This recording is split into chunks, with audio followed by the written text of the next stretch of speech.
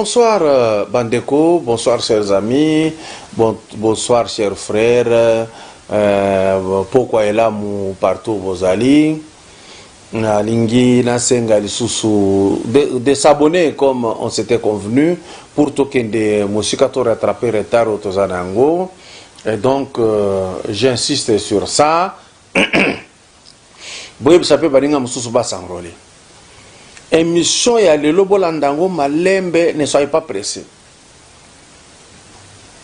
Na lingi na décortiquer les kamomoko se côté na réseaux sociaux. Émission ya lelo titre nango ezari le plan de Katumbi souffre. Donc Moïse Katumbi azana plan. Et le côté ça la politique.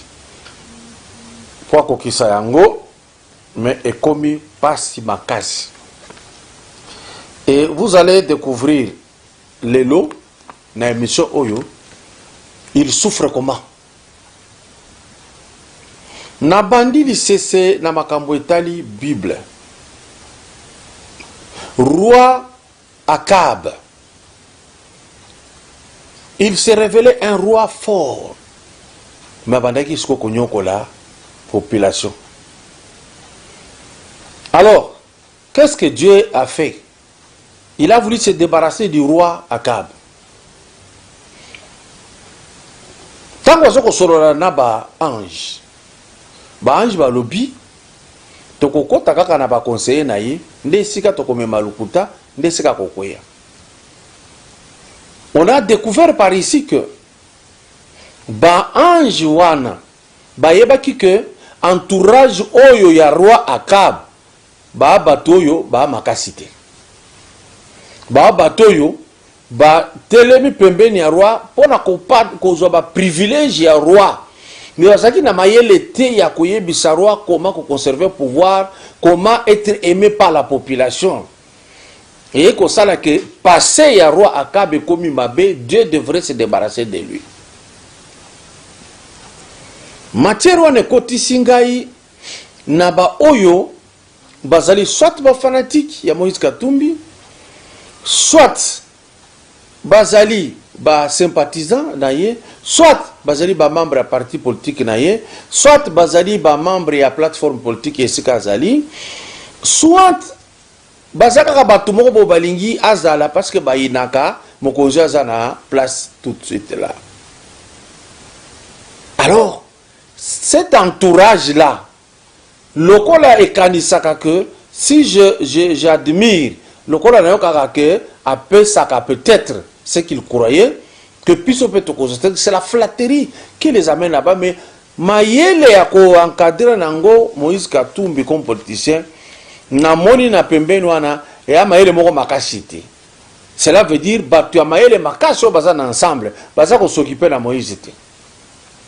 Peut-être bazwa qui marche pied batamboli ba sauter ba yebi que il ne peut rien faire de grand en politique, ba se servir na et puis ba arrêter. Ou alors je voudrais vous dire que Moïse sans Pierre Lumbi ne pouvait rien faire du tout. C'est comme Moïse sans Kabila na période où il n'allait rien faire. Et en arrière Moïse sans Dekolabango Katebe, il n'y avait rien pour lui. Mais c'est un courageux. C'est quoi le qu'on a ligné à l'Obaïzani? Monsieur John n'a pas comme Moussou te parce que son alobi ba koyeba keza yo, mais on a répondre yo yebina groupe nabino. Vous êtes en train de soutenir mon président il y a ensemble Moïse Katumbi Chapwe sans lui dire la vérité, sans lui dire la matière qu'on traite c'est laquelle. Bokoti si qu'on a Zamba. Parce que place oyo Moïse a s'invité yé moko na débat bino mo kotisi na débat yé moko pe mi kotisi na débat o etala ki était proposition ya Noël Tchani ezate ya koloba qui est congolais qui ne l'est pas ezawana te c'est faux ndeba kamo wala kisi Moïse a kotisi ko na danse proposition ya Tchani à reprendre ndenge Congo ezalaka kala poko mamokonzi ya mboka ya présidence de la République, il fallait qu'on ait des pères et des mères zaïrois, il fallait qu'on ait des pères et des mères congolais. Tchani moi diambite azongi sika eloko ezalaka. Quant à Katumbi, tchani aboyeli ete kozala congolais. Batutu baza kokamwa amonaki ndenge nini ke batouché ye. Nulle part tchani alobi Katumbi tu n'es pas congolais. Nulle part. Yomoro au bandi ba problème. Certains de vos fanatiques ont écrit, j'ai ça. Bah, comme il a Facebook que parmi tous les gens qui ont pris l'argent de l'État, il y a une phrase. Au moins Moïse Katumbi nous a donné un bijou. Bazola qui sa stade manqué. Monsieur qui écrivait ça, n'enfoncez pas Moïse parce que nous connaissons beaucoup que tant que vous avez ça, toujours pas ça. Je vais vous dire ce que signifie faire beaucoup. Où est le bijou?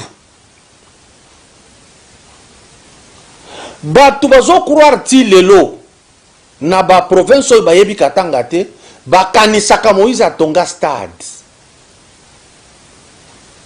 Moïse atikala jamais kotonga stade ata mokolo moko te.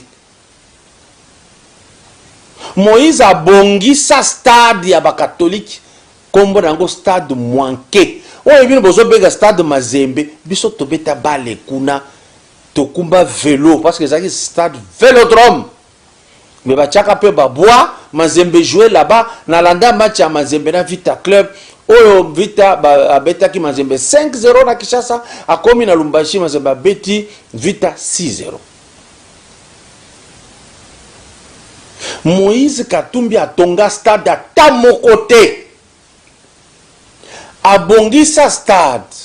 Maintenant, qu'on sa stade, non, c'est pas lui. Au moins, c'était lui qui faisait tout ça, mais c'est pas lui qui sortait l'argent. Ba Somville, Babimi Sambon. Ba Forest, Babimi Sambon. Ba Chemaf, Babimi Sambon.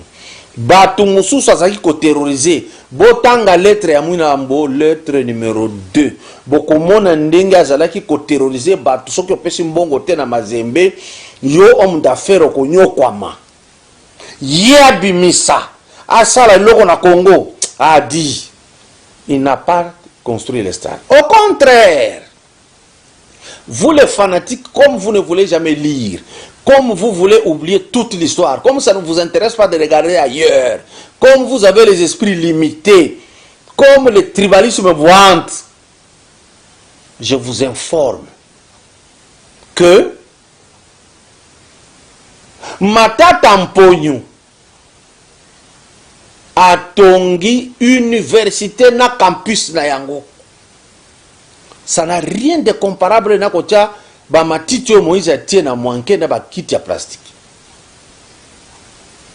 C'est pas la même chose. Université Mapon et Zawana. Pourquoi je te réponds? Pourquoi je donne cet exemple? Parce que au commis Boye John, que au moins lui a fait quelque chose en donnant ses bijoux le stade Mazembe. Aucun homme, et puis tu insistes, et j'insiste, aucun. Non, ça montre que Kotanga Mouké. Je t'informe maintenant qu'il y a des hommes qui font mieux que Moïse. Matata, Obazaki na Moïse n'a pas perdu. A Tongi Université Mapon, na cité, c'est-à-dire bah, professeur Rezali, les auditoires. Matata Mapon, a Tongi Stade, oye manyema zako kananango kuna. Matata Mapon, a Tongi Hôpital kuna. La kisanga hôpital moko ya Moïse Koto. La kisanga ta stade moko Moïse atonga ezati. Stade oyo bokanisaka bandeko eza stade ezalaka nango kala ayena matiti ya chena ba makiti ya sengi batu batie bakiti. C'est pas lui qui a construit le stade Mwanke. Oh bobengi le stade Mazembe. Aucune université n'a été construite par Moïse Katumbi qui a dirigé une province la plus riche. Aucune. Aucun hôpital. C'est une des très sale et il n'y a rien. Il n'y a pas que Matata Mapon. Quelques années en arrière, dans la période de Laurent Désiré Kabila, président de la République, un Moulouba du Kassa oriental du nom de Kansebou a acheté les tenues à tous les policiers du pays. Moïse n'a jamais fait ça. Alors n'essayez pas de nous dire Kassa la boy, à beau mentir, c'est lui qui vient de loin. Dans Kitata Oyasei, Ngoyi Kassanja Tongi Stade. Abongisi Stade tema Tongi Stade.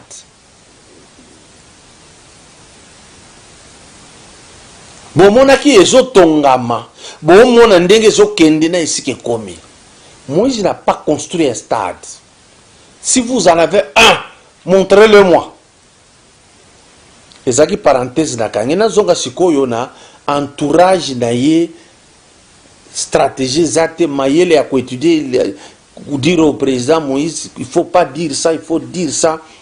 Il y a rien. Batuka kambongo bapesi bako bakemba. So bakomi bakwandi ko ganga biloko pamba ezangi poids. Imaginez Moïse bazoto na ye origine. Yoka réponse. Mais vous posez cette question. Ma mère est morte ici, elle a été enterrée ici. Voici la réponse.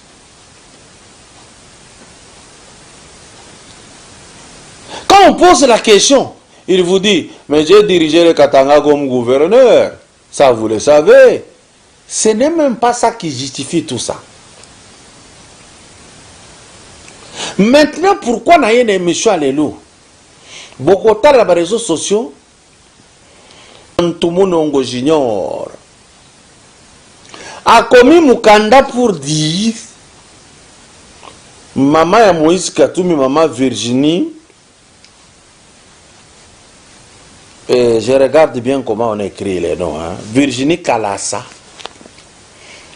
Azaya, dynastie ya Mwenda Musiri na Bunkeya. Pourquoi c'est justifié?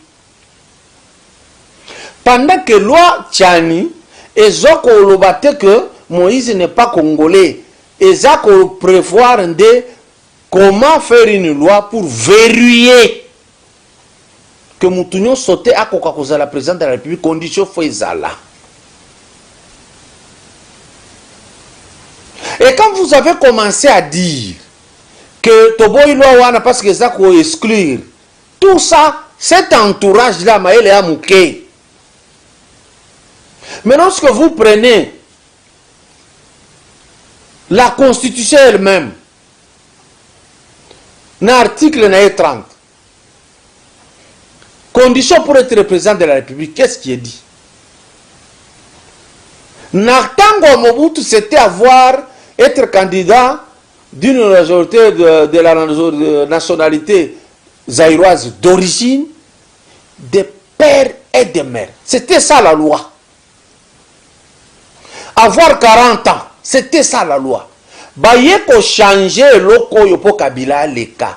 Parce que tant que Kabila comme président de la République, il n'avait que 28 ans et demi. Alors il fallait tout faire. Avec de Louis Michel Nabatoutou. Comment faire pour que Moutoyo, tout ça là est président? Tant que la constitution, il faut avoir des pères et des mères. Il faut avoir 40 ans, trouver conditions au moyen Kabila les Kezati.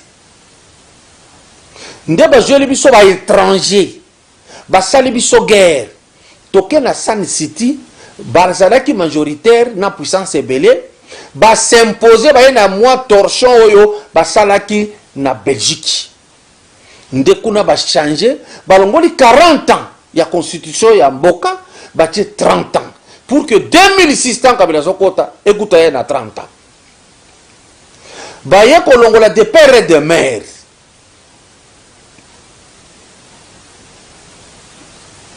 Alors, vous qui entourez Moïse Katumbi, lisez. Tu n'as rien créé. Ayeko zongisa oyo balongola qui pour tricher. Nda ayeko zongisa. Maintenant, quand Mwenda Bantu Mulongo Junior Okomi Mukanda, est-ce que c'est ça le certificat de naissance? Ou bien c'est l'acte de naissance? Tu veux justifier quoi? Bon, ce qu'on a posé question. Tu as écrit cela. Comment est-ce que Katoto, Katebe Katoto, maman naye, azala kaka ya kwe wana? Et il dit que Moïse n'anga toi papa moko metokeseni ba maman. Siko ba maman ba keseni ndenge nini? Soki maman Moïse aza abunkeya. Ya basanga. Mais maman ya Katebe siko aza ya wapi? Présenter pays. Mais le Mukanda est incomplète. En présentant Moïse, il fallait écrire fils de Virginie Kalassa et puis aide de papa tel. Papa, tiens papa. Tango Kokoma, au Bimisi Mukanda complète. Tozu proposition là, tout placer. S'il va passer, c'est tout. Mais tu les mets à maman, ça signifie quoi? Biso loi eza des pères et des mères congolais. C'est le problème. Maintenant, toujours là, oui, ça veut dire il y a papa Katebe, non, maman Katebe, azala kisko ya wapi. Ici, nous voulons savoir ba ethnie ya Okatanga na ligina tanga yango. Tango toko tanga. Toko kako situé Mukanda bakomi na isika Moïse ye azalaka na isika se présenta na isika ba memiye tokende na Okatanga to bandi yango na nyonso territoire de Kambove nde isika basanga bazali bakaonde balamba balembe. Bien. Alors, territoire de Kasenga, au moins il bateau bazali na territoire ya Kambove, babemba bazate. Mais les Kaonde sont là et les Lamba. Les Bemba ne sont pas dans le territoire de Kambove. Ici, bateau baza ebele koto za basanga. Territoire de Kasenga. Tozana babemba, balamba, bankunda, balembwe, bangoma. Na partie ya Kasenga, il n'y a pas de basanga. Les basanga ne sont que dans le territoire de Kambove. Même au territoire de Kasenga, il n'y a pas de basanga. Mais il y a les babemba. Mais dans le territoire de Kambove, il n'y a pas de babemba. Pourquoi j'insiste? Et Michel Koya lobby peut-être na kolakisa Moïse azolo ba que ma mère est Mbemba de Bunkeya. Na Bunkeya il n'y a pas de babemba. Na Kambove il n'y a pas de babemba. Il y a les basanga na territoire ya Kambove. Les babemba maintenant on se retrouve na territoire ya Kasenga, na territoire ya Kipushi. Dans le territoire de Mitoba, il n'y a pas de babemba. Dans le territoire de Puerto, babemba, baye. Tozana babemba, bashila, babwile, bazela, bakunda, batabwa, baluba, bashi, bafuliru, babuyu, babangu bangu. Il n'y a pas de basanga ici. D'où vient que Moïse a le que ma mère était Mbemba de Bunkeya. Alors, sixième territoire, territoire de Sakanya, il y a les Balamba, Baouchi, Balala. Il n'y a pas de Babemba, il n'y a pas de Basanga. Alors, Totanga Sikoyo et Sika Lobi Mama Nae Aouta. Na Bayeke. Les Bayeke sont des Tanzaniens. Bayaki, ba utiliser Minduki, ne ba fandi et pa ya basanga na baluba kat.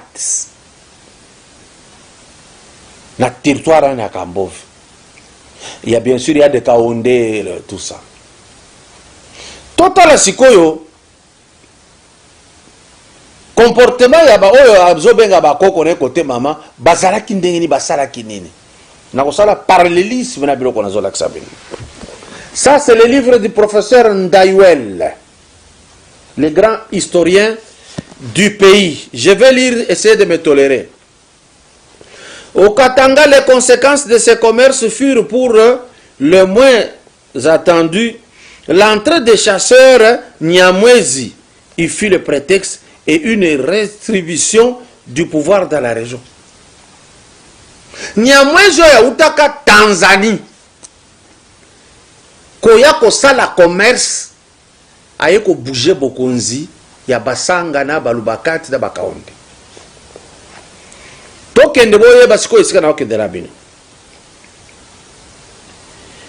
On dit, au contact des autochtones Sanga et Lamba, ils eurent l'occasion de se rendre compte que la richesse minière, de la richesse minière des provinces. Ce que bakoko ya oyo, bauta Tanzanie, Banyamwezi, bayeko kuta basanga na balamba, na baluba, ba constater que non, awa na territoire ya Kambove na babunke ya partout wana ba cuivre zali. Et c'est que bazali kotumba ba cuivre ya liboso kuna mayele ya étranger oyo et bandi ko bouger. On avance. Ils apportèrent la nouvelle à leur chef Kalasa. Donc Kalasa oyo a congolais.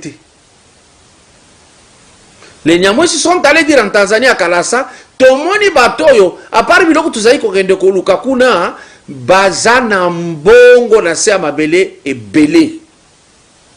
À leur retour dans leur pays, Nyamwezi, entre Tabora et Tanganyika, ces chefs organisa toute une expédition dans le but de tirer profit de certaines mines de cuivre. Babandi ko traverser Tanzanie baleki na Tanganyika wana na Tabora, babandi ko ya mayele na bango baluki etali minéré. Vous comprenez quelque chose? Bayela ki makamusus babimi na minéré. Moïse yaki président Mazembe abimi na minéré. Tout avancé. Une fois sur place, ils eurent tout fait de se lier d'amitié avec les chefs locaux, notamment Katanga, seigneur de mine. Et là, quoi, il bosso, amitié, na chef Mounena Zalakiwana. Allié amitié na chef Katanga, na chef Mpanda, c'est qui? C'est maintenant Kalasa de Nyamwezi, asali ba amitié à Lukuta. Suivez mon regard. Alors, vous allez remarquer quoi? Ces gens-là quittent la Tanzanie, ils viennent au Sala Commerce, tout ça, ainsi de suite. Les Rwandais aussi quittent le Rwanda, ils viennent travailler à la Jekamine. Après, basali confiance, na ba chef Mpande, na chef ya basanga, ba yokani, ba komi na katikati ya ba chef oyo ya basanga, na ba population na bango, bango ba yeke ba koti na katikati. Comme bazalaki armée, babandi ko nyoko la même population à Awa. De même qu'ici, qu'est-ce qu'on a voulu, qu'est-ce qu'on a vu? Les gens qui sont venus là à la Jekamine, les Rwandais, après ils sont rentrés au pays comme les réfugiés. Les réfugiés va se retrouver que va trouver même indurcable. Et puis, comme ça là, ndambu ya loi, et zala kina mingite. De côté maintenant de Bunkeya, à l'arrivée du chef Ngerengo, qui va rester là-bas, et bazaki kozwa richesse, il y a Katanga, bazoti de la Tanzanie, et c'est ba uta. Alors, ba s'imposer, ba tikali, ba komi ba mwenda musiri, wa bayeke. Bayeke longwete, parce que bayeke c'est pas congolais. Bayeke c'est tanzanien. Qu'est-ce qui se passe? Ba évoluer ti, ba yeko éliminer, ba chef union sa ba sanga, ba lamba, ya ba luba bazaki résistant, vers le sud, mais bah éliminer nos bango pour nous sobakei. Même chose, c'est ces réfugiés ici, des Rwandais, et qui sont venus dans le sac de Laurent Désiré Kabila, bah salir rébellion, bah éliminer, bah tebele, bah se retrouver que Tokomina Rouberoa, vice-président de la République, Namboka Oyo. Et c'est comme ça qu'on va retrouver un Mwenda Musiri et pas Yabasanga. Bon, moi, je suis baye na malembe na commerce, balongwe na commerce, va continuer na politique, balongwe na politique, va jouer pouvoir na politique, va éliminer ba bazala ki wana, va s'installer. Mais suivez-moi maintenant calmement. Katumbi est venu dans le sport, président Mazembe. Ake malembe, alobina wakota ndengini na minéré, a éliminé Kabasele, a récupéré minéré. Abandiko évolué, 2017 a eu gouverneur. A évolué, na 2016 a démissionné. Mbalamoka s'est annoncé candidat président de la République.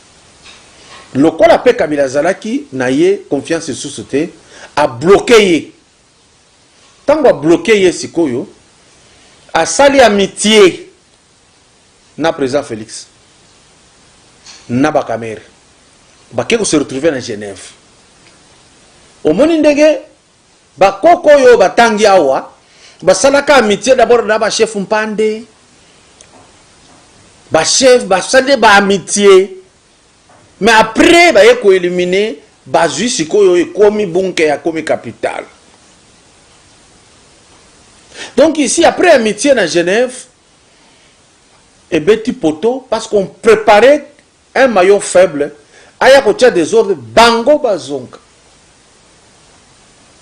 Alors c'est ce plan-là, si vous regardez, donc ça agit comme l'histoire qu'on vient de nous retracer, comme balayer yena bayeke, ceux qui balayer yena bayeke, ceux qui ont une origine maternelle côté bayeke, alors bayeke baza nengewana, des rusés. Très rusé. Parce que tu as en confiance, jour où tu as on comprendre. Je suis capable de faire l'analyse, même à l'autorité, je suis à Kuna. Bah, on va bo moïté, na la qui s'en ba kende qui na ruse, na ne ba bimé la kia. Donc, c'est pratiquement la même chose. Or, nous sommes informés que non, ça c'est la malignité, ça c'est la ruse. Je ne sais pas si vous avez compris au moins cette analyse là-bas. Mais les questions qu'on a posées tout autour de ces éléments ici restent aussi pendantes. Maintenant, quand Tchani parle de verrouiller le poste du président de la République, c'est l'homme du football qui passe par le minerai, qui devient politicien, c'est lui qui s'agite. Remontez. Si vous voulez lire cette histoire que je viens de donner ici de Moussiri, allez dans le livre du professeur Ndaiwel, Histoire générale du Congo, de l'héritage ancien à la République démocratique, page 236 et page 237. Il explique comment les Bayeke étaient venus. Et ici, tous les chefs qui sont là n'ont pas réagi. Mais c'est un chef Yeke qui écrit. Pour dire que celui-là, il est de nôtre. Peut-on avoir confiance de quelqu'un qui était entré et s'est imposé par les armes pour avoir même une terre et créer une tribu qui n'a jamais existé au Katanga? Vous comprenez au moins ce que je veux dire? Ça, c'est le feuilleton aussi, Banyamulenge. On vient, on cherche là, on va vendre nos vaches ici. Oui, Sud Kivu dit oui. On travaille avec les Jékamini, oui. Après un temps, non, nous, on a fait là-bas, vous voyez, on va nous torturer ici, oui. Et puis, Bissengimana devient Dirkab, oui. Mais avant, Bissengimana, ne tous allés qui n'a pas Anissé Kachamura, vers le sud, oui. Tu évolué, tu es comme ça, Gisaro, oui. Et puis, bah, créer tribu, ils ont lu l'histoire qui s'est passée au Katanga, où on a créé le Bayek, qui n'est pas une tribu du Congo. C'est ça. Alors, on connaît le Congo. Il n'y a que, si on a s'imposer au Combi congolais, puis on installe tout. Voilà le courage, oh, il s'allie que les lots. Loi est le Bamaka Moussous, mais Batouazo agir de Moussous, va se faire concerner. Il crée même, il commence à expliquer comme si nous sommes à la période de l'enrôlement. On n'est pas à l'enrôlement pour qu'un témoin vienne dire, oui, c'est vrai, lui, il est d'ici. Il y a l'enrôlement où?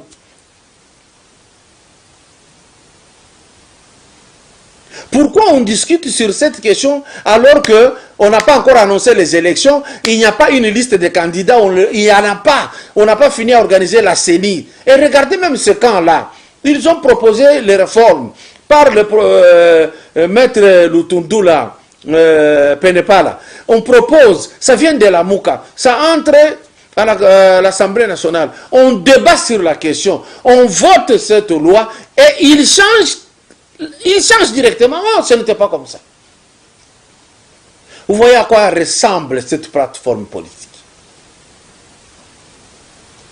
Il change, hein? Ça vient d'eux. Maintenant, il change. Pourquoi? Ils regardent dans la sauce. Ils n'ont pas trouvé la mayonnaise. Suivez mon regard. Il n'y a pas un trou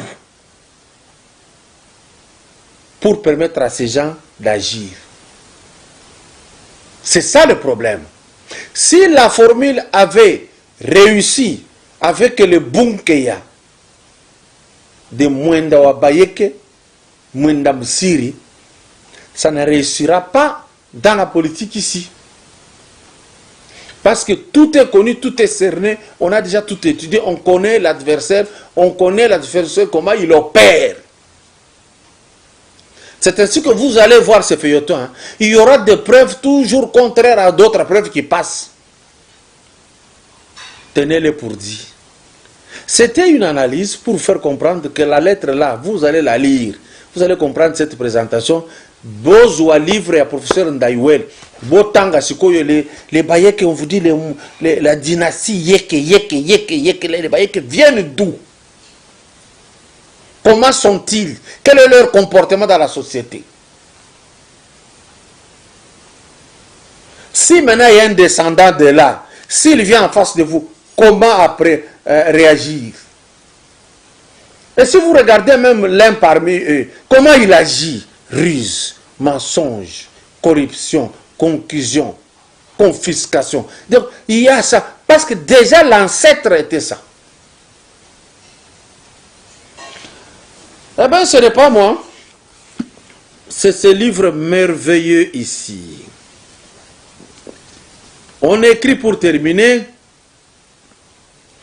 Ngele Ngwala, le Tanzanien, était devenu le nouveau maître du pays, contrôlant un vaste territoire situé au sud de l'axe reliant Lubudi à l'extrême nord du lac Mwero, ethnie d'origine du lac Mwero. Cela s'est passé vers 1869.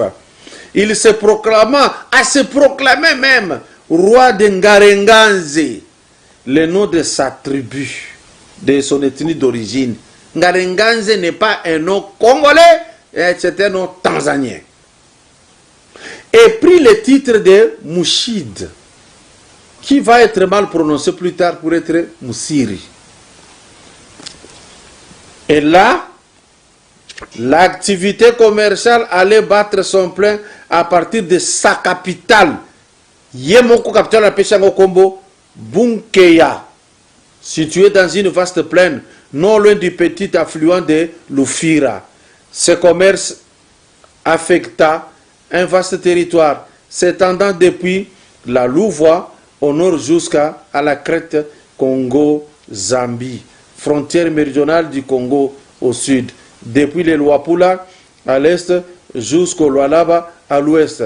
Pendant 15 ans environ, Bunkeya devint le plus grand centre commercial d'Afrique centrale.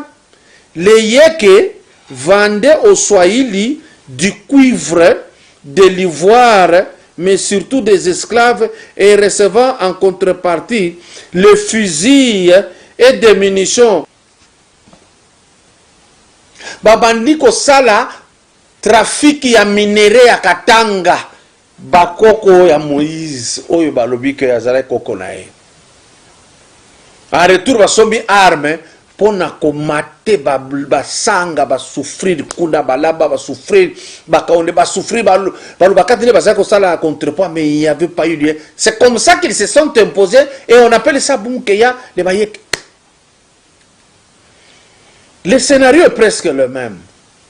De Mazembe au minerai. Et les minéraux, à l'étranger, on les amène. Et puis on devient puissant, on mate les gens. Je reviendrai sur une image de Kabange Numbi qui a défini comment était la terreur de Moïse Katumbi à Lubumbashi. Et lui-même était victime.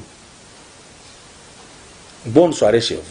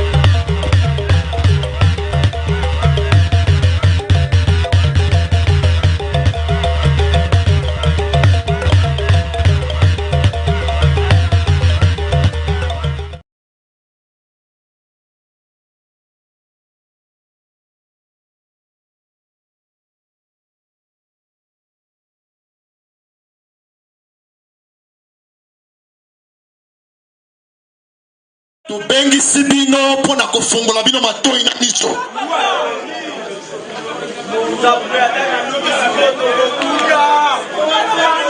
Mboka moko te baso yango na poela pete. Mabele nyos babundelaka yango.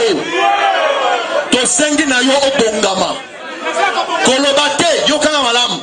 Nukanyego. Yokanga malamu na ina silisa awa.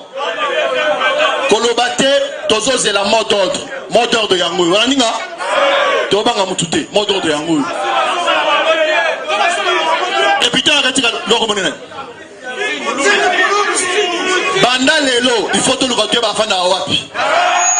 Luka yo be bana ye fanda wapi. Tokesi les lettres. Ah depuis tête. Luka yo ba adresse na ye to ne retike na lettre. Wala ni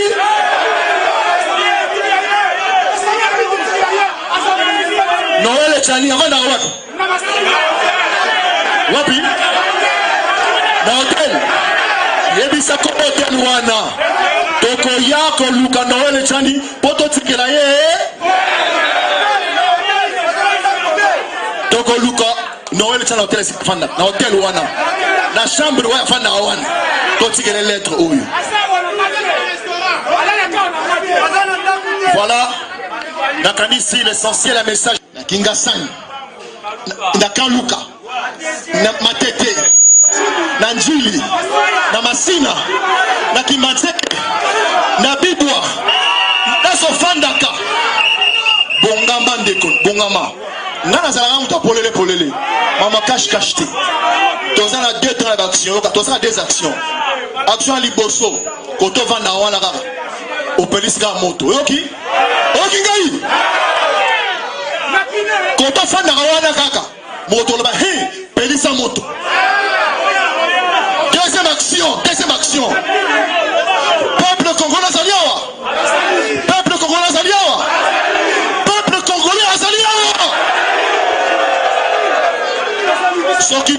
Congolais Zali Awa, tokozwa rendez-vous, yako kende ko visiter palais na biso. Bokingai? Toko kende ko visiter palais du peuple. Biso na palais du peuple, mbunzu. Thomas Sekeleki.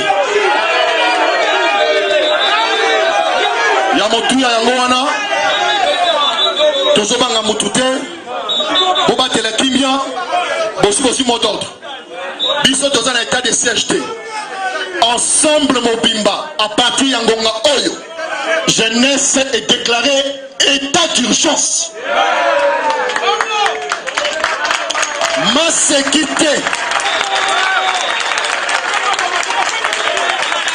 De déclarer état d'urgence. Ma sécurité. Bisika nyonso sali naza ko insister. Sala matoni na biso ko fungwama. Bakoki kopekisa te moko ya ba congolais. Oyo batono sa moni ke agira province boko malamu. Azana ba compétence la leadership ya kokama mboka. Ponza la esila, tous en courant, tous en maille, bakene bana bakene bakelas, batos ba hôpitaux.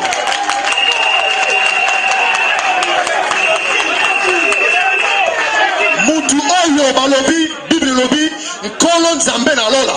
Nzambe okoko a perçu vision pour le Congo a bâti ses lieux provision. Voilà.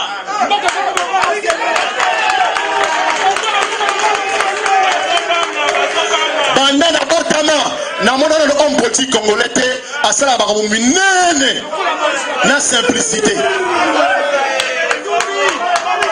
Bandeko, Moïse Katumbi a ça un problème. Na Tshisekedi te boyo kango bien boyo nangai Moïse Katumbi azana problème na Martin Fayulu Moïse Katumbi azana problème ata moko te bandale lo tilobi na Joseph Kabila problème ya Moïse Katumbi alala kate azo sala ba cauchemar kaka poete yokana nunga bien c'est important ce que je dis faites très attention na oloba Moïse a zélaté a comme président de la République pour son baba château.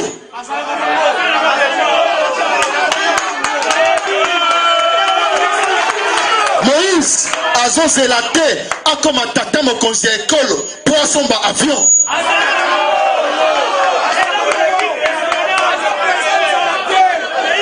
Moïse Katumbi a zélaté pour comme président a comme milliardaire. Bozolo ba bien te so bi fozo ça azanango Moïse azanan zalate pour son comme président aïba 1 milliard. Moïse azanan zalate comme président a comme montiamo rebelle. Moïse Katumbi azan montiamo te mama bete azalate comme président parce qu'on moto malamu te azan déjà Botika kotumbola mwana Congo Constitution lobiboyi moto mokote bandana linzaka na ye tina mosisa na ya moto akoki kozama koki ya kopekisa mbotama ya Congo mbotama ya Congo ni koloba nini mbotama ya Congo elobi nkoloba moto nyonso mwasi bobali moyindo to pembe oyo na kati ya misisa na ye makila ya nani eza kotanga makila ya Congo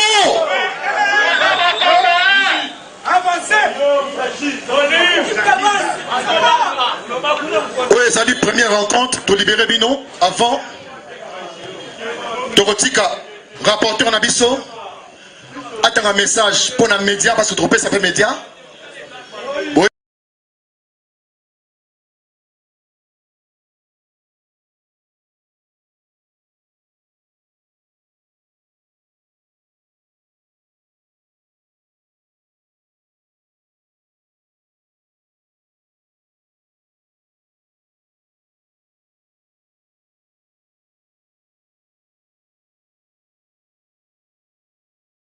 C'est l'Ikondi Production qui vous reçoit. L'aspergesme autour de cette chaîne, l'Ikondi Production, c'est pour essayer d'appliquer ce qu'on appelle la grande cosmogonisation, la pittorescatie médiatique, la tachymétrie, l'Ikonzi production, en train de rabibocher, raptationaliser, retranslutionaliser, le règne vivus Saint-Père. Unique chaîne l'Ikonzi production, vous imposez, vous placardez, vous agglitinogénisez. Le crocodile, le coumater génocide. Vous devez écouter le koinonia. Ça serait le stade de martyrs. L'Ikonzi production, le médium tachymétrique.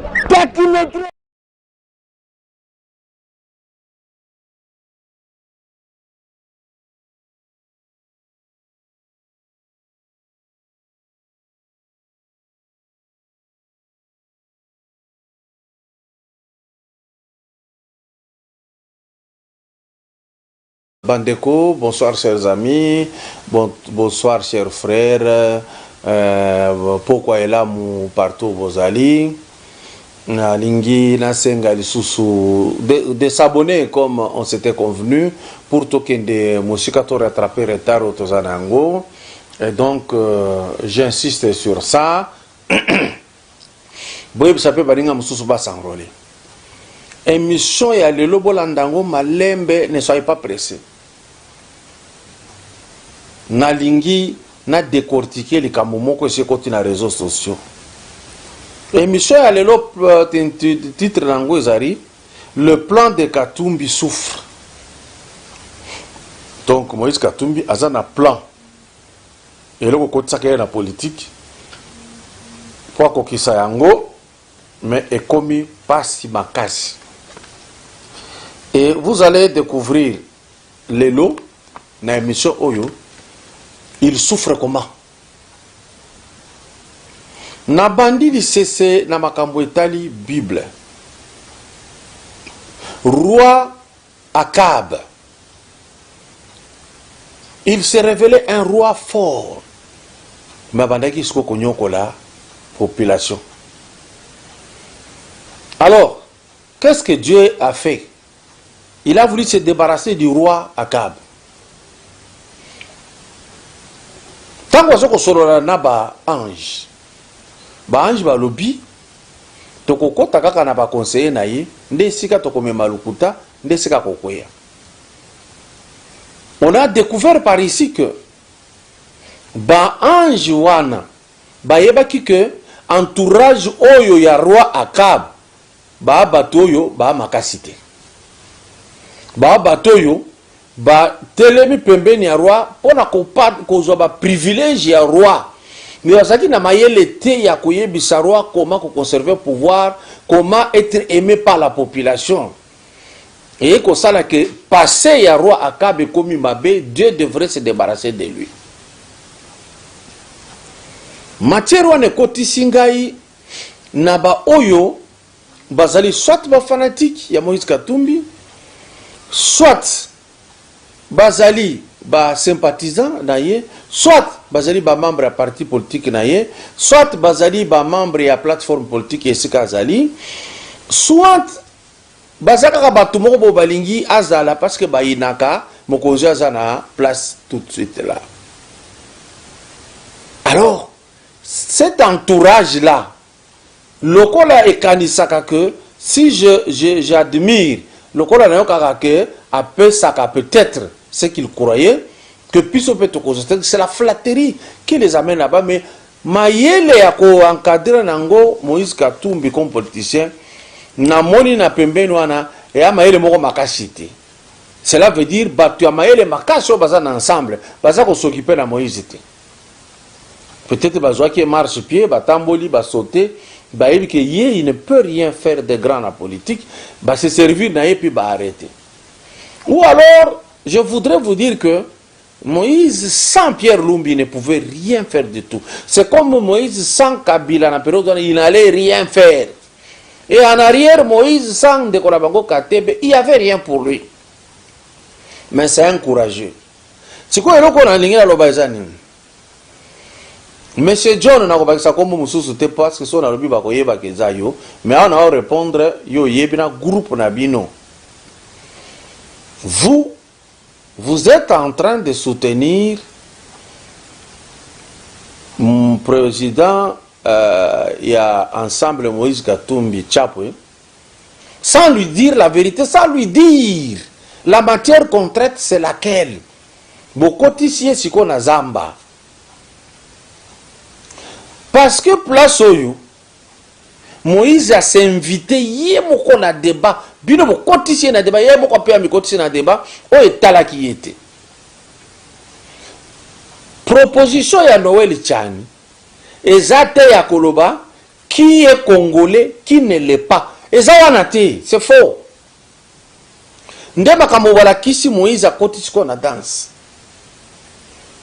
Proposition ya Tchani à reprendre ndenge Congo ezalaka kala poko mamokonzi ya mboka ya présidence de la République, il fallait qu'on ait des pères et des mères zaïrois, il fallait qu'on ait des pères et des mères congolais. Tchani moi d'invite à zongisika eloko ezalaka. Quant à Katumbi, Tchani aboyeli ete kozala congolais. Batutu baza kokamwa amonaki ndenge nini ke batouché ye. Nulle part Tchani alobi Katumbi tu n'es pas congolais. Nulle part. Yomoro au bandi ba problème. Certains de vos fanatiques ont écrit, j'ai ça. Bah comme il a Facebook que parmi tous les gens qui ont pris l'argent de l'État, yoka phrase. Au moins Moïse Katumbi nous a donné un bijou. Bazola qui sa stade manqué. Monsieur qui écrivait ça, n'enfoncez pas Moïse parce que nous connaissons beaucoup que tant bozo bimisa, tozo pangusa. Je vais vous dire qu'est-ce que signifie faire beaucoup. Où est le bijou? Batu bazo croire ti lelo na ba province ba yebi katanga te ba kanisaka Moïse atonga stade. Moïse a tikala jamais kotonga stade atam kolomoko te. Moïse a bongi sa stade ya ba catholique kombo nango stade Mwanke. Oye bino bozo bega stade Mazembe biso tobeta bale kuna tokumba vélo parce que c'est stade vélodrome. Mais ba tchaka pe ba bois Mazembe jouer là-bas na landa match ya Mazembe na Vita Club. Oyo Vita beta ki Mazembe 5-0 na Kinshasa akomi na Lumbashi Mazembe beti Vita 6-0. Moïse Katumbi a tonga stade à tamokote. A bongi sa stade. Maintenant na bongi sa stade, non, c'est pas lui. Au moins c'était lui qui faisait tout salement, mais c'est pas lui qui sortait l'argent. Ba Somville babimi sambon, ba Forest babimi sambon, ba Chemaf babimi sambon, ba Tumusu sazaki ko terroriser, botanga lettre ya mwina ambo lettre numéro 2, bokomona ndenge azalaki ko terroriser ba soki opesi mbongo te na Mazembe, yo homme d'affaires ko nyokwama.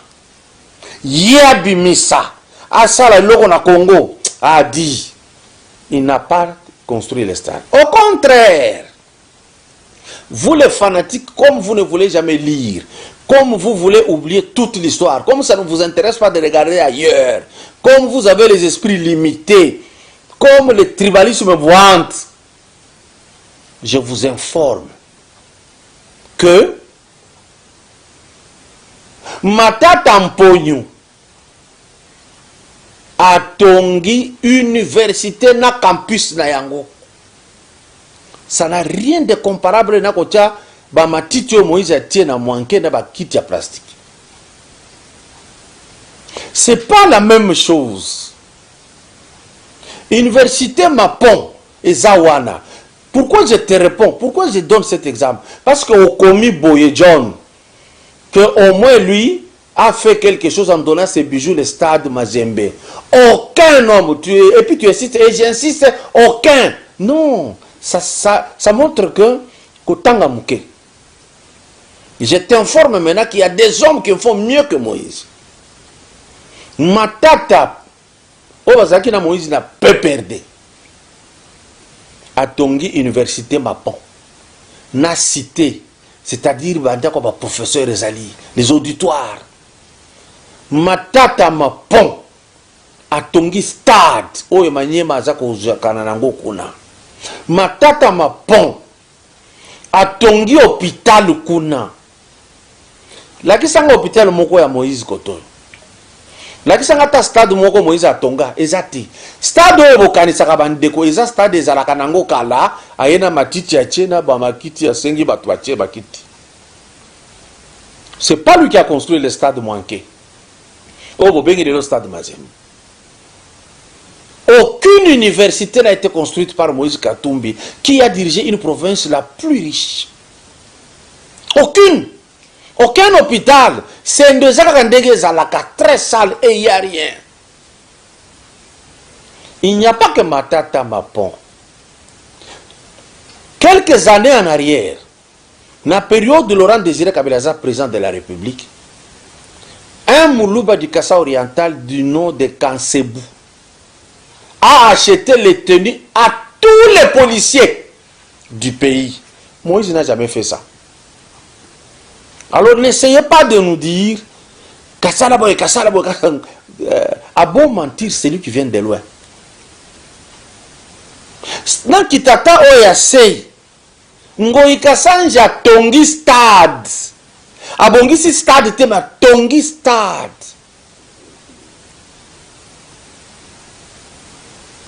Bomona ki ezo tongama.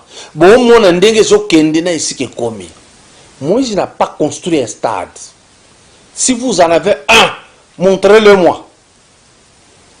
Ezaki parenthèse na kangena zonga sikoyo na entourage na ye stratégie zate mayele ya ko étudier dire au président Moïse, il ne faut pas dire ça, il faut dire ça. Il n'y a rien.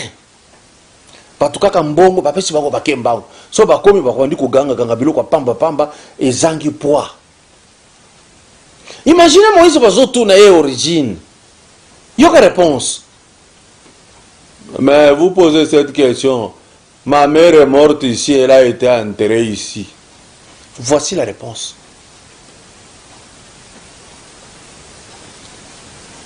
Quand on pose la question, il vous dit, mais j'ai dirigé le Katanga comme gouverneur. Ça, vous le savez. Ce n'est même pas ça qui justifie tout ça. Maintenant, pourquoi n'a pas émission à l'élo? Beaucoup de les réseaux sociaux, tout le monde junior a commis Mukanda pour dire maman ya Moïse Katumbi, maman Virginie.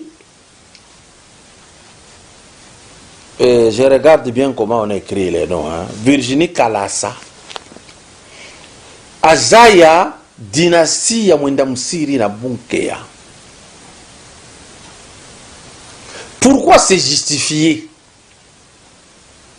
Pendant que loi Tchani, ezoko olobate que Moïse n'est pas congolais, ezoko prévoir de comment faire une loi pour verrouiller que Moutounion sautait à Coca-Cola, la présidente de la République, condition Fouezala.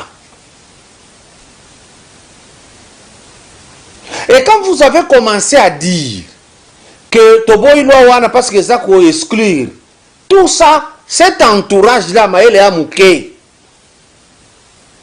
Mais lorsque vous prenez la Constitution elle-même, dans l'article 30, condition pour être président de la République, qu'est-ce qui est dit? Nartango Mobutu, c'était être candidat d'une majorité de la nationalité zaïroise d'origine, de père et de mère. C'était ça la loi. Avoir 40 ans, c'était ça la loi. Baye ko changer loko yopo Kabila les cas. Parce que tant que Kabila comme président de la République, il n'avait que 28 ans et demi. Alors il fallait tout faire. Avec de Louis Michel Nabatoutou. Comment faire pour que Moutoyo, tout ça là est président? Tant que constitution, il faut avoir des pères et des mères, il faut avoir 40 ans, trouver conditions au moyen Kabila les Kezate. nde bajoueli biso ba étranger basali biso guerre toke na Sun City bazalaki majoritaire na puissance ebele s'imposer baye na mwa torchon oyo basalaki na Belgique nde kuna changer balongoli 40 ans ya constitution ya mboka batie 30 ans pour que 2600 kabila sokota ekuta ye na 30 ans baye kolongola de père et de mère.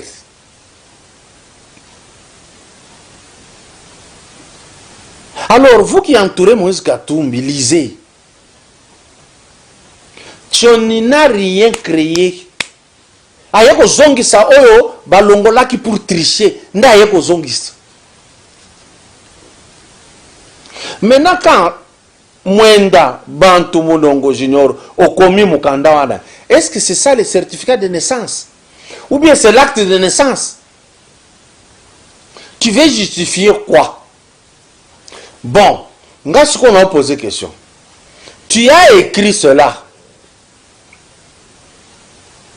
Comment est-ce que Katoto, Katebe Katoto, maman naye, azala kaka ya kwe wana? Et il dit que Moïse nanga toi papa moko metokeseni ba maman. Siko ba maman ba keseni ndenge nini? Soki maman Moïse azaya bunkeya. Ya basanga. Mais maman ya Katebe siko azaya wapi? Présenter pays. Mais le mukanda na yo est incomplète. En présentant Moïse, il fallait écrire fils de Virginie Kalasa et puis et de papa tel. Papa, tiens papa. Tango kokoma. Obimisi mukanda complète. Tozu proposition à loi, to placer. S'il va passer, c'est tout. Mais tu te les mets à maman, ça signifie quoi? Biso loi eza des pères et des mères congolais. Dis que problème ça. Maintenant, toujours zela oye biso ya papa Katebe na maman Katebe, azala kiso ya wapi. Ici, nous voulons savoir ba ethnie ya Okatanga na ligina tanga yango. Tango tokotanga. Tokoka ko situer mukando bakomi na isika Moïse ye azalaka na isika se présenta na isika ba memiye tokende na Okatanga to bandi yango na nyonso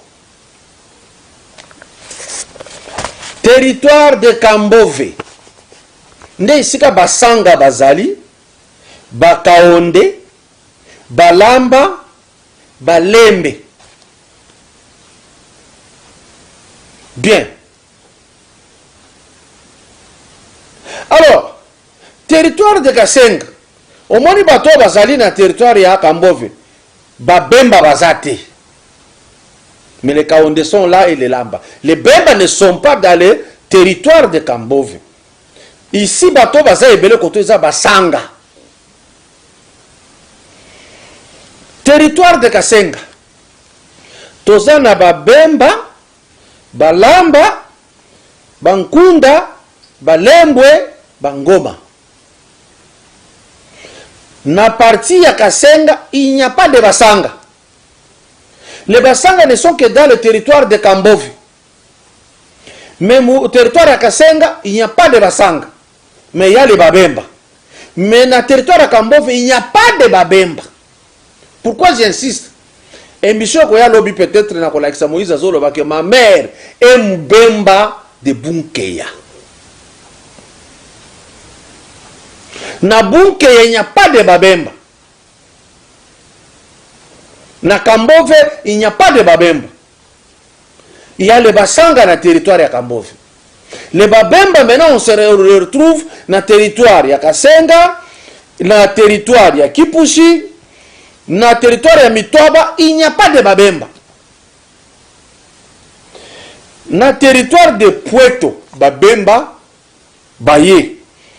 Tozana babemba, bashila, babwile, bazela, bakunda, batabwa, baluba, bashi, bafuliru, babuyu, babangu bangu. Il n'y a pas de basanga ici. D'où vient que Moïse a le que ma mère était Moubemba de Bunkeya. Alors, 6e territoire, territoire de Sakanya, il y a les Balamba, Baouchi, Balala. Il n'y a pas de Babemba, il n'y a pas de Basanga. Alors, Totanga Sikoyo et Sika Lobi Mama Nae Aouta na Bayeke. Les Bayeke sont des Tanzaniens. Bayaki, ba utiliser Minduki, ne ba fandi et pa ya Basanga na Baluba Kat. Na territoire na Kambov. Il y a bien sûr, il y a des Kaonde, tout ça. Total Sikoyo, comportement ya ba oyo abzobenga ba koko ne côté mama bazala kindengeni basala kinini na kosala parallélisme na biloko na zola ksabeni. Ça c'est le livre du professeur Ndayuel, le grand historien du pays. Je vais lire, essayer de me tolérer. Au Katanga, les conséquences de ces commerces furent pour le moins attendu l'entrée des chasseurs Nyamwezi. Il fut le prétexte et une restribution du pouvoir dans la région. Nyamwezi ya utaka Tanzanie. Koya kosala commerce aye ko bouger bokonzi ya basanga na balubakati na bakaonde. Tokende boye basiko isika na okende rabino. On dit au contact des autochtones Sanga et Lamba, ils eurent l'occasion de se rendre compte que la richesse minière de la richesse minière des provinces. Ce que ba koko ya oyo ba uta Tanzanie, ba Nyamwezi, ba eko kuta ba Sanga na ba Lamba na ba Luba, ba constater que non, awa na territoire Kambove na ba bunke ya partout wana ba cuivre zali. Et ce que ba zali ko tumba ba cuivre ya liboso kuna mayele ya étranger oyo et bandi ko bouger. On avance. Ils apportèrent la nouvelle à leur chef Kalasa. Donc Kalasa oyo a congolais. Les Nyamwezi sont allés dire en Tanzanie à Kalasa, tomoni batoyo à part biloko tuzai ko kende ko luka kuna bazana mbongo na se mabele et belé. À leur retour dans leur pays, Nyamwezi, entre Tabora et Tanganyika, ces chefs organisa toute une expédition dans le but de tirer profit de certaines mines de cuivre. Babandiko traverser Tanzanie, baleki na Tanganyika wana na Tabora, babandiko ya mayele na bango baluki etali minéré. Vous comprenez quelque chose? Bayela ki makamusus babimi na minéré. Moïse yaki présent Mazembe abimi na minéré. Tout avancé. Une fois sur place, ils eurent tout fait de se lier d'amitié avec les chefs locaux, notamment Katanga, seigneur de mines. Et là, quoi, il bosso amitié na chef Munene Zalaki wana. Allié amitié na chef Katanga, na chef Mpanda, c'est qui? C'est maintenant Kalasa de Nyamwezi, asali ba amitié à Lukuta. Suivez mon regard. Alors, Sikoyo, vous allez remarquer quoi? Ces gens-là quittent la Tanzanie, ils viennent au Sala Commerce, tout ça, ainsi de suite. Les Rwandais aussi quittent le Rwanda, ils viennent travailler à Jekamine. Après, basali confiance, na ba chef Mpande, na chef ya Basanga, ba Yokani, ba komi na katikati ya ba chef oyo ya Basanga, na ba population na bango, bango ba yeke ba koti na katikati. Comme bazalaki armée, ba bandi ko nyoko la même population ya awa. De même qu'ici, qu'est-ce qu'on a voulu, qu'est-ce qu'on a vu? Les gens qui sont venus là à Jekamine, les Rwandais, après ils sont rentrés au pays comme les réfugiés, qui réfugié va se retrouver que va trouver même indurcable. Et puis comme ça là, ndambu ya loi ezalaki na mingi te. De côté maintenant de Bunkeya, à l'arrivée du chef Ngerengo, qui va rester là-bas, et bazaki kozwa richesse ya Katanga, bazotinda la Tanzanie, et sika bauta. Alors, ba s'imposer, ba tikali, ba komi ba mwenda musiri wa Bayeke. Bayeke longwete, parce que Bayeke c'est pas congolais. Bayeke c'est tanzanien. Qu'est-ce qui se passe? Ba évoluer ti, ba yeko éliminer, ba chef union sa ba sanga, ba lamba, ya ba luba bazaki résistant vers le sud, mais ba éliminer na bango union sa ba kei. Même chose ces réfugiés ici, des Rwandais, et qui sont venus dans le sac de Laurent Désiré Kabila, ba sali rébellion, ba éliminer, ba tebele, ba se retrouver que Tokomina Rouberoa, vice-président de la République, Namboka Oyo. Et c'est comme ça qu'on va retrouver un Mwenda Musiri et pas Yabasanga. Bon, mon ennemi va kendeki. Baye na malembe na commerce. Balongwe na commerce va continuer na politique. Balongwe na politique wana, ba ju pouvoir na politique. Ba éliminer ba bazalaki wana, ba s'installer. Mais suivez-moi maintenant calmement.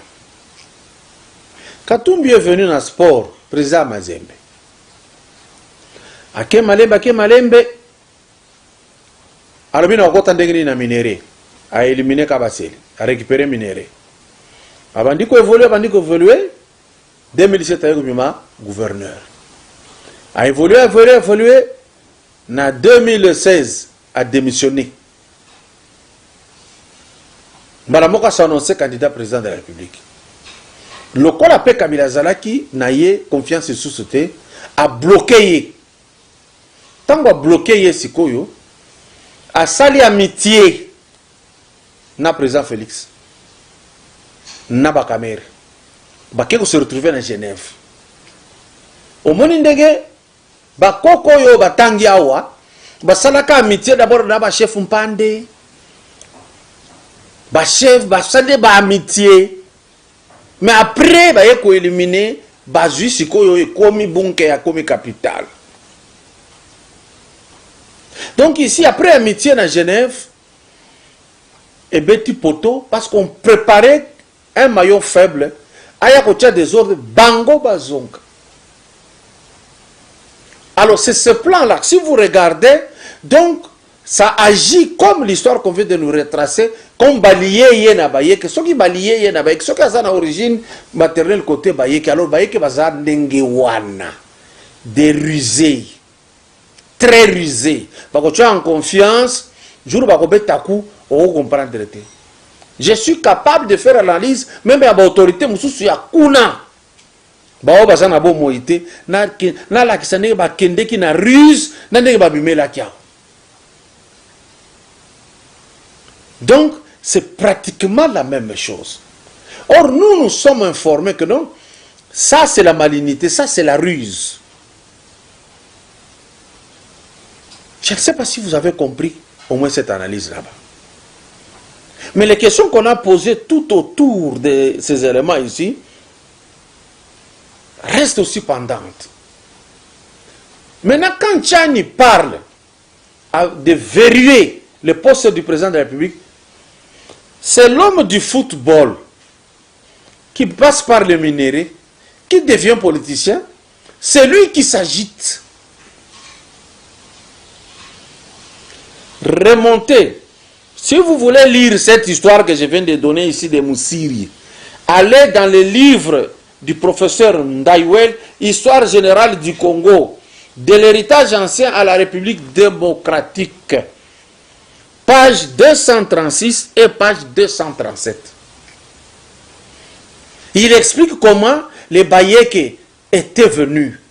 Et ici, tous les chefs qui sont là n'ont pas réagi.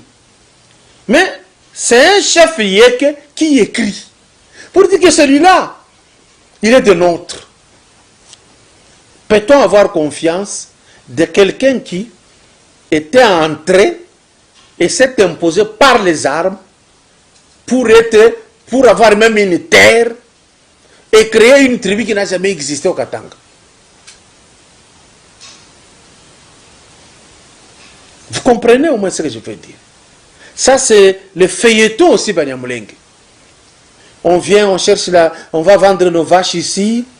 Oui, oui, Sud Kivu dit oui, oui, oui. On travaille avec les Kamil, oui, oui, oui, oui. Après un temps, non, non, nous, on a fait là-bas, vous voyez, on va nous torturer ici, oui, oui, oui, oui. Et puis, Sengimana devient Dirkab, oui, oui, oui, oui. Mais avant, Sengimana ne tozala qui n'a pas Anissé Kachamura, vers le sud, oui, oui, oui, oui. Tu as évolué, tu as Gisaro, oui, oui, oui, oui, oui. Et puis, bah, créer tribu Benyamulenge. Ils ont lu l'histoire qui s'est passée au Katanga où on a créé le Bayek qui n'est pas une tribu du Congo. C'est ça. Alors, on connaît le Congo. Il n'y a que, si on a makas, on s'est imposé au Combi congolais, puis on a installé tout. Voilà le courage, oh, il s'allait que les lots. Loi est le bamaka moussous, mais batuazo agir d'engue moussous, va se faire concerner. Il crée même, il commence à expliquer comme si nous sommes à la période de l'enrôlement. On n'est pas à l'enrôlement pour qu'un témoin vienne dire, oui, c'est vrai, lui, il est d'ici. Il y a l'enrôlement où?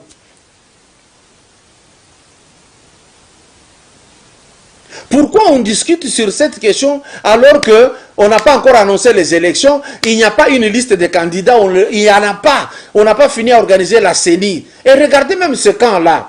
Ils ont proposé les réformes par le maître Lutundula, Penepala. On propose, ça vient de la Mouka, ça entre à l'Assemblée nationale. On débat sur la question, on vote cette loi et il change directement. Oh, ce n'était pas comme ça.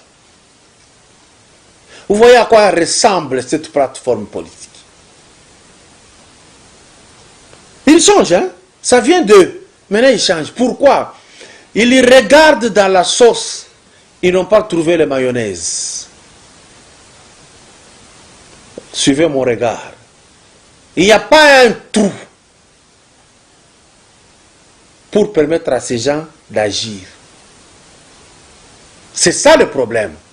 Si la formule avait réussi avec le Bunkeya de Mwenda Wabayeke, Mwenda Msiri, ça ne réussira pas dans la politique ici. Parce que tout est connu, tout est cerné, on a déjà tout étudié, on connaît l'adversaire, comment il opère. C'est ainsi que vous allez voir ces feuilletons. Hein. Il y aura des preuves toujours contraires à d'autres preuves qui passent. Tenez-les pour dit. C'était une analyse pour faire comprendre que la lettre là, vous allez la lire. Vous allez comprendre cette présentation. Bozwa livre à professeur Ndaiwel. Botanga sikoyo les Bayeke, on vous dit la dynastie Yeke, les Bayeke viennent d'où? Comment sont-ils? Quel est leur comportement dans la société? Si maintenant il y a un descendant de là, s'il vient en face de vous, comment après réagir? Et si vous regardez même l'un parmi eux, comment il agit? Ruse, mensonge, corruption, concussion, confiscation. Donc il y a ça. Parce que déjà l'ancêtre était ça. Eh bien, ce n'est pas moi. C'est ce livre merveilleux ici. On écrit pour terminer. Ngele Ngwala, le Tanzanien, était devenu le nouveau maître du pays, contrôlant un vaste territoire situé au sud de l'axe reliant Lubudi à l'extrême nord du lac Mwero, ethnie d'origine du lac Mwero. Cela s'est passé vers 1869. Il se proclama, à se proclamer même, roi de Ngarenganze, le nom de sa tribu, de son ethnie d'origine. Ngarenganze n'est pas un nom congolais, c'est un nom tanzanien. Et prit le titre de Mouchid, qui va être mal prononcé plus tard pour être Moussiri. Et là, l'activité commerciale allait battre son plein à partir de sa capitale. Yemoko capitale à Péchango Combo, Bunkeya, situé dans une vaste plaine, non loin du petit affluent de Lufira. Ce commerce affecta un vaste territoire s'étendant depuis la Louvois au nord jusqu'à la crête Congo-Zambie, frontière méridionale du Congo au sud, depuis les Luapula à l'est jusqu'au Lualaba à l'ouest. Pendant 15 ans environ, Bunkeya devint le plus grand centre commercial d'Afrique centrale. Les Yeke vendaient aux Swahili du cuivre, de l'ivoire, mais surtout des esclaves, et recevant en contrepartie le fusil et des munitions. Babandi kosala trafic ya minere ya Katanga, bakoko ya Moïse oyo balobi ke azala koko na ye. En retour basombi arme pona komate basanga basouffrir kuna balaba basouffrir bakaonde basouffrir balobakatine bazala kosala contrepoids, mais il n'y avait pas eu lieu. C'est comme ça qu'ils se sont imposés et on appelle ça Bunkeya les Bayek. Le scénario est presque le même. De Mazembe au minerai. Et les minéraux, à l'étranger, on les amène. Et puis on devient puissant, on mate les gens. Je reviendrai sur une image de Kabange Numbi qui a défini comment était la terreur de Moïse Katumbi à Lubumbashi. Et lui-même était victime. Bonne soirée chez vous.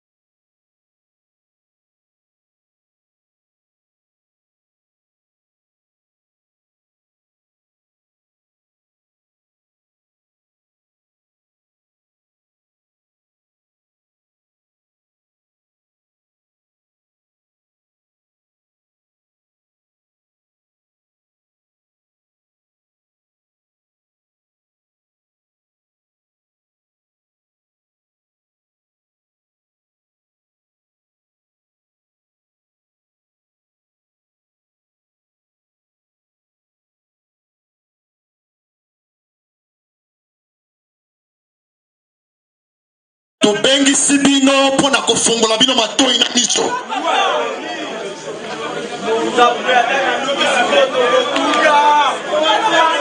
Mboka moko te bazo yango na pole na pete.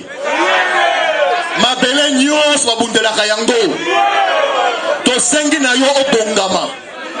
Koloba te yokanga malamu. Lukanyego! Yokanga malamu. Na ina silisa awa. Koloba te tozozela mot d'ordre.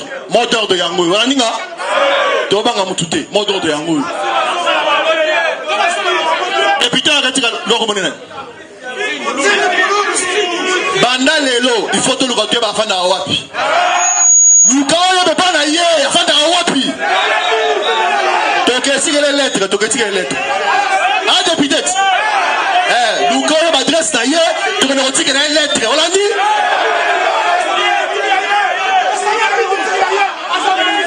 Noël Chani afin d'awapi. Wapi? Na hotel. Yebisa ko hotel wana. Toko yako luka Noël Chani poto tikela ye. Toko luka Noël Chani hotel fanda. Na hotel wana. Na chambre wa fanda wana. To tikela lettre oyo. Voilà. Nakanisi l'essentiel la message. Na Kingasani.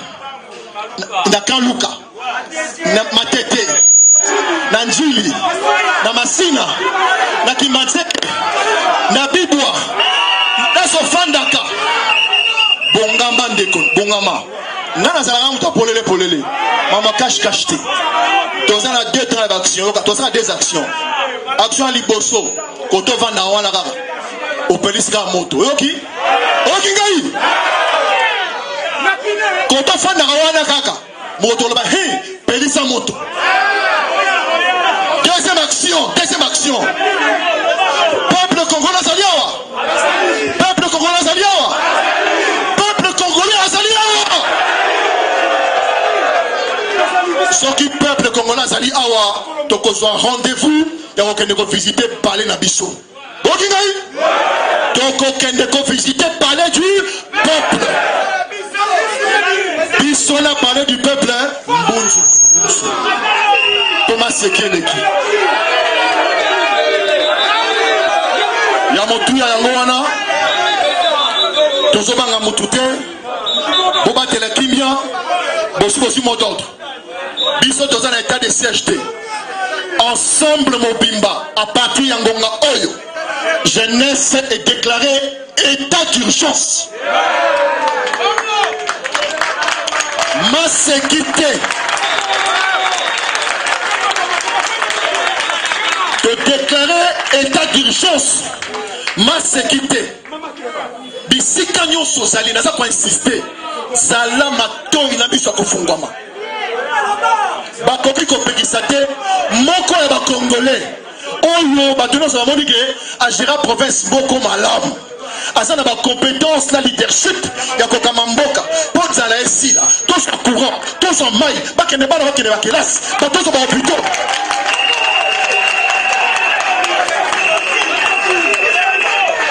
Mutu oyo balobi, Bible lobi, nkolo nzambe na lola. Nzambe okoko, apertie vision pour le Congo, abakise lié provision. Voilà.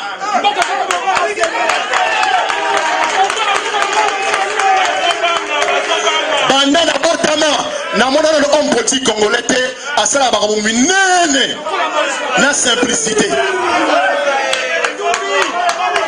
Bandeko Moïse Katumbi a un problème na Tshisekedi te. Boyo kango bien. Boyo nangai. Moïse Katumbi a un problème na Martin Fayulu. Moïse Katumbi a un problème à mon côté bandale le tilobi na Joseph Kabila. Problème ya Moïse Katumbi. Alala kate. Azo ça na ba cauchemar. Kaka poète, yokana nunga bien, c'est important ce que je dis. Faites très attention à mon loba. Moïse, azo zelaté, a comme président de la République, poisson baba château.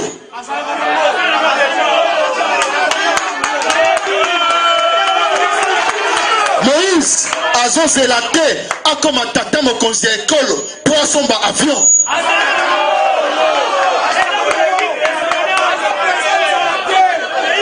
Moïse Katumbi aza na nzala te po akoma président akoma milliardaire. Bozoloba bien te so bifo zongisa aza nango. Moïse aza na nzala te po so komi président ayiba 1 milliard. Moïse aza na nzala te so koma président akoma moto ya moko ebele. Moïse Katumbi aza moto ya motema mabe te azela te akoma président parce que moto malamu te aza déjà botika kotumbola mwana Congo. Constitution lobi boy moto moko te banda na linzaka na ye tina mosisa na ya moto akoki kozwa makoki ya kopekisa mbotama ya Congo. Mbotama ya Congo ni koloba nini? Mbotama ya Congo elobi nkoloba moto nyonso mwasi mobali moyindo to pembe oyo na kati ya misisa na ye makila ya nani eza kotanga makila ya Congo.